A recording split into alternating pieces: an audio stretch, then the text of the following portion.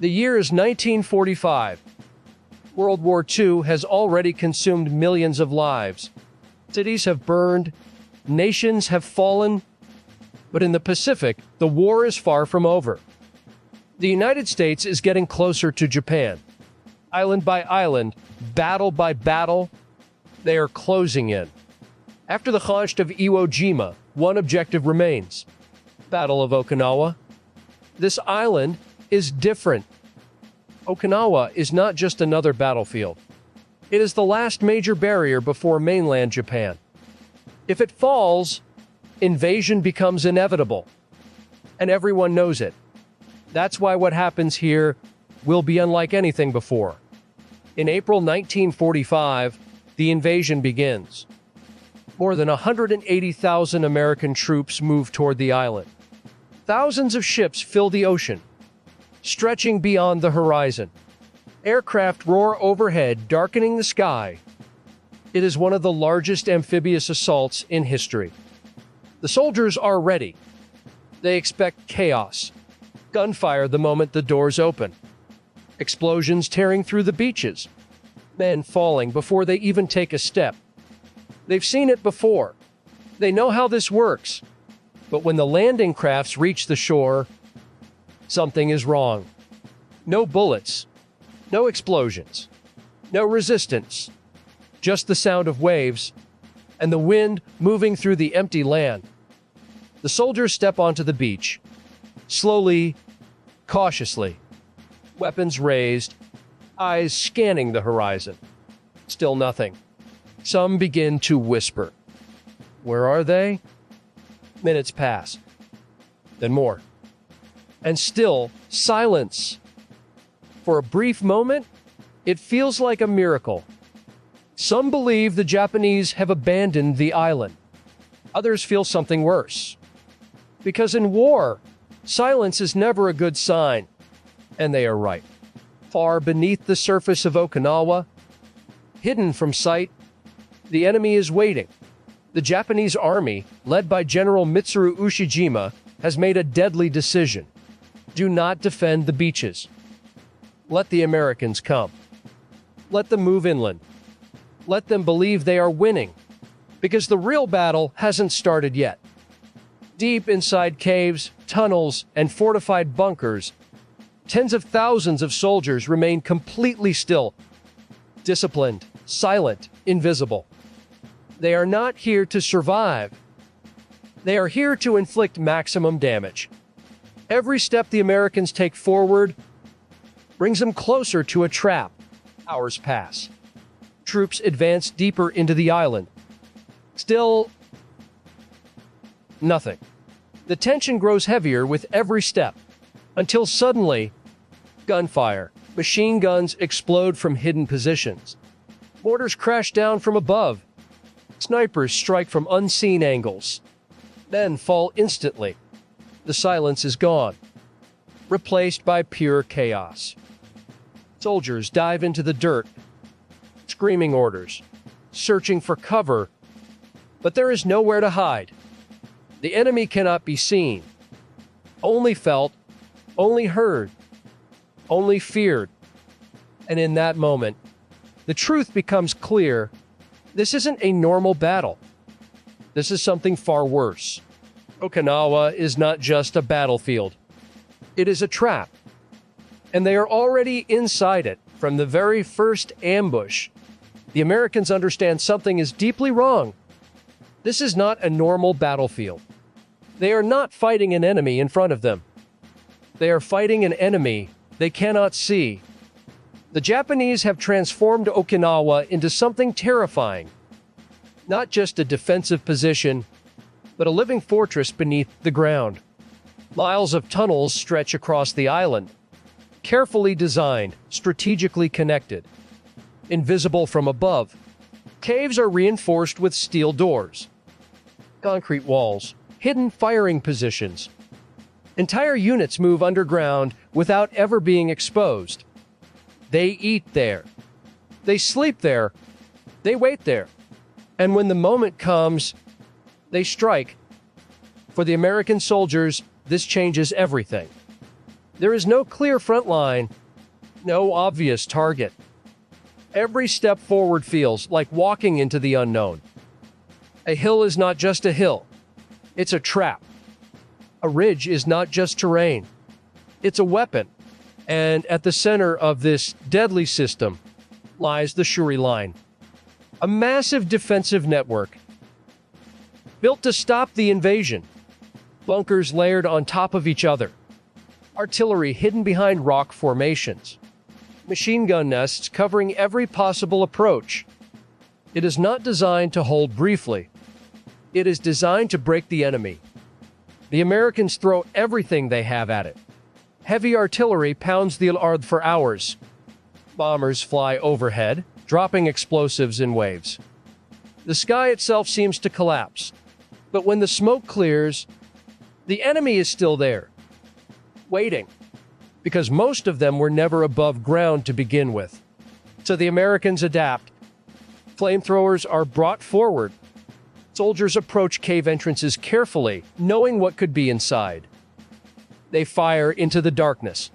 Flames fill the tunnels, consuming oxygen, burning everything in their path. Screams echo from within. But even that doesn't end it, because some tunnels go deeper, far deeper than expected. And from another hidden exit, the enemy appears again. It becomes a cycle. Attack, silence, counterattack. Over and over again. Close combat becomes unavoidable. Inside caves, there is no distance, no safety, only seconds to react. Grenades are thrown blindly into the dark. Explosions shake the confined space. Dust fills the air. Sometimes, soldiers don't even know who they are fighting. Shapes move in the darkness. Gunfire flashes for a split second. Then silence again. And then, the rain begins. Slow at first. Almost unnoticed, but it doesn't stop. Hours turn into days. Days turn into something endless. Rain pours over the battlefield without mercy. The ground changes. What was once solid becomes thick mud. Heavy, sticky, suffocating. Boots sink with every step, then struggle just to move forward. Tanks try to advance, but get trapped. Engines roar, tracks spin, but they go nowhere. Wounded soldiers fall and cannot get back up. Some call for help. Others slowly disappear into the mud. The battlefield becomes unrecognizable. Bodies mix with earth. Weapons vanish beneath the surface. The smell becomes unbearable. Rot, smoke, blood. And still, the fighting continues. No pause. No relief. Only exhaustion. Only survival. And just when it feels like nothing worse could happen, the war changes again. Because now, death is coming from above. While the battle on land drags on without mercy, a new kind of fear begins to spread across the ocean. At first, it's just another alert. Enemy aircraft spotted in the distance. Something the American forces have seen many times before. Alarms begin to sound. Sharp, urgent, repeating. Sailors rush to their positions. Anti-aircraft guns are prepared. Eyes scan the sky. But this time, something feels different. The planes are not flying in formation. They are not maneuvering. They are not trying to avoid fire. They are coming straight in. Fast, low, direct. And then, it becomes clear. Kamikaze attacks. These are not normal pilots. These are suicide attackers. Young men, often barely out of training, sitting alone in their cockpits. Given a final mission. A one-way flight. No allowed. No survival. Only impact. Some carry explosives. Others rely on the fuel in their planes to ignite on contact. Either way, the result is the same. Destruction. Wave after wave, they descend from the sky. The sound of engines grows louder. Closer. Closer. American ships open fire. Guns thunder across the fleet. Shells explode in the air. Smoke fills the sky. Some planes are hit.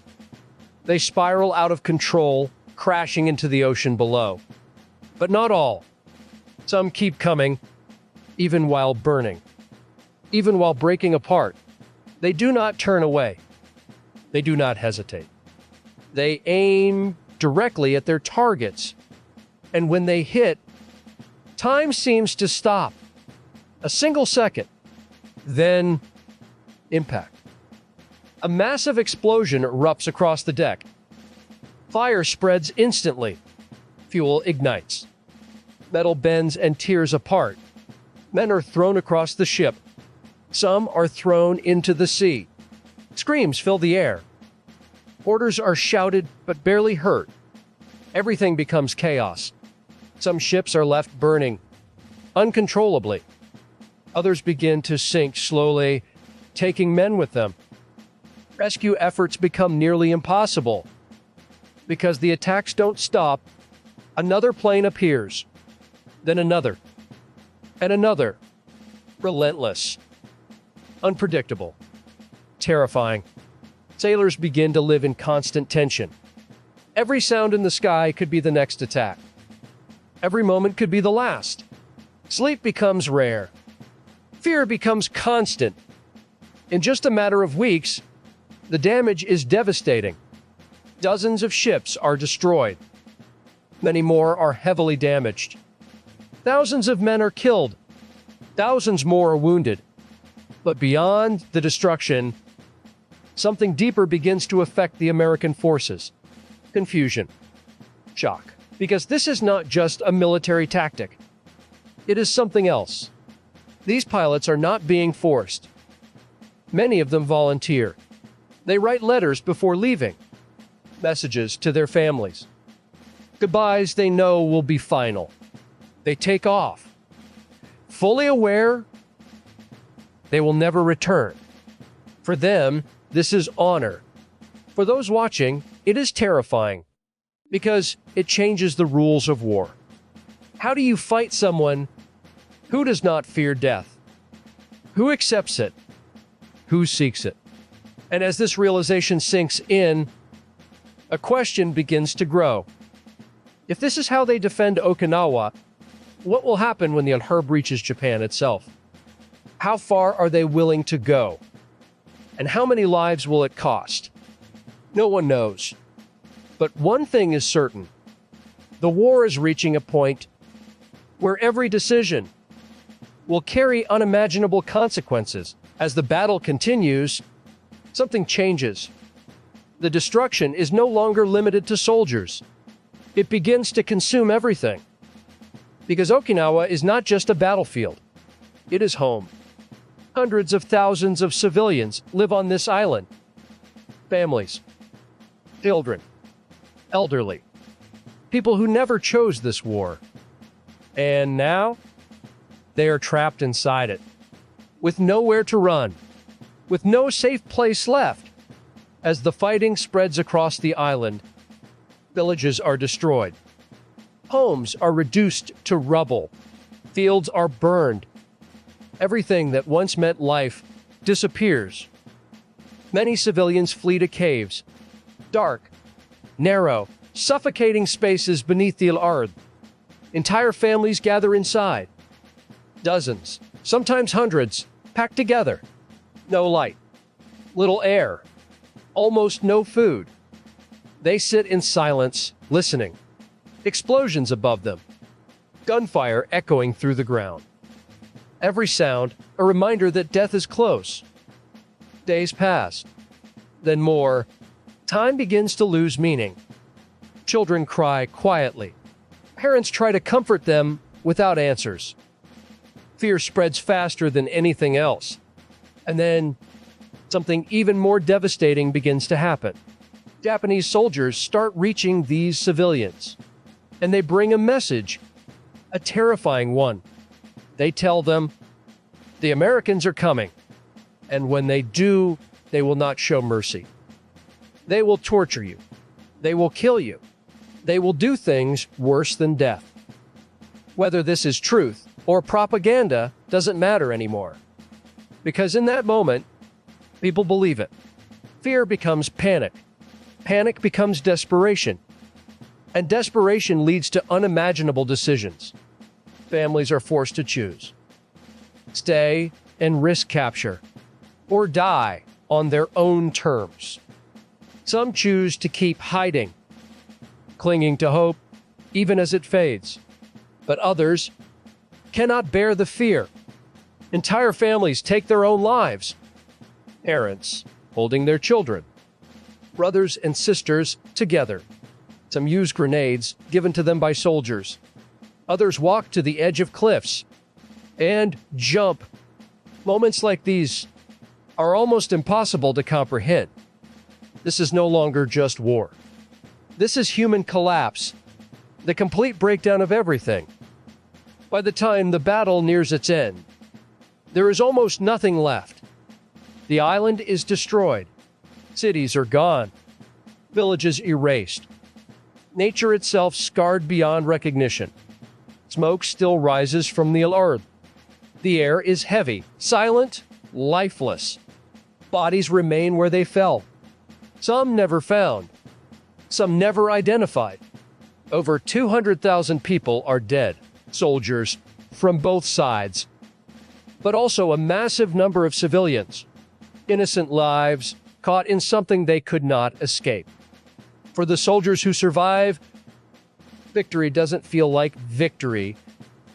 It feels like survival. And for those who witness it, Okinawa leaves a permanent mark. Because what happened here was more than a battle. It was a warning, a glimpse into the future. For the United States, the message is clear. If invading a single island costs this much, what would it take to invade Japan? How many soldiers would die? How many civilians would suffer? How long would the war continue? Months? Years? And how many millions would be lost? The answers are too terrifying to ignore. And so, a decision begins to form. Quietly at first, then with urgency. A decision meant to end the war quickly, no matter the cost. Because after Okinawa, one thing is certain. The world cannot survive another battle like this. And what comes next will change history forever.